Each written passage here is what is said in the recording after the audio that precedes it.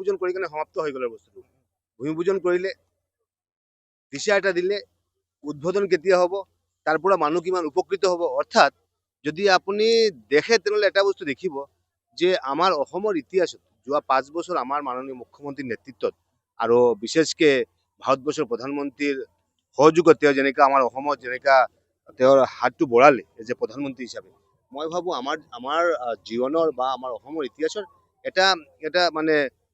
সোণালী এটা ক্ষণ এটা আৰু এটা কথা সুধিব বিচাৰিছোঁ যে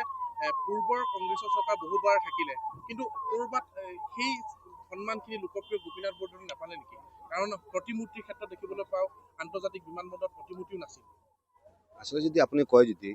কংগ্ৰেছে ভাবিছিলে যে মানুহেতো ভোট দি থাকে আৰু আমি কি আছে ইলেকশ্যন আহিলে ভোটখিনি পাই যাম আৰু এনেকুৱা এটা মেণ্টেলিটি এটা আছিলে আৰু নাৱেডেজ এনেকুৱা মেণ্টেলিটি যে প্ৰিমিয়াম চিষ্টেম চলি আছে আৰু এই 20টা সমষ্টিত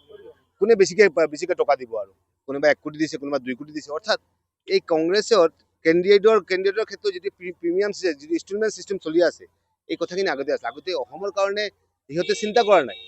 অসমৰ ৰাইজৰ কাৰণে চিন্তা কৰা নাই অসমীয়াৰ কাৰণে চিন্তা কৰা নাই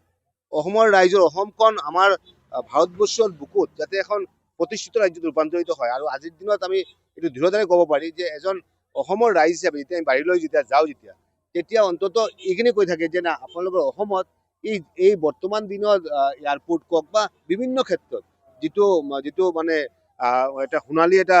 জয়ন্তীৰ এটা সূচনা হৈছে মই ভাবোঁ এইটো এটা অভূতপূৰ্ণ এটা পৰিৱেশ সৃষ্টি হৈছে আৰু আগন্তুক দিন মই ভাবোঁ যে আমাৰ মুখ্যমন্ত্ৰীৰ নেতৃত্বত এনে এটা পৰিৱেশ সৃষ্টি হ'ব বুলি মই আশা ব্যক্ত কৰিছোঁ আপুনি বিচৰা বাতৰি পাব কেৱল নিউজ 18 এপত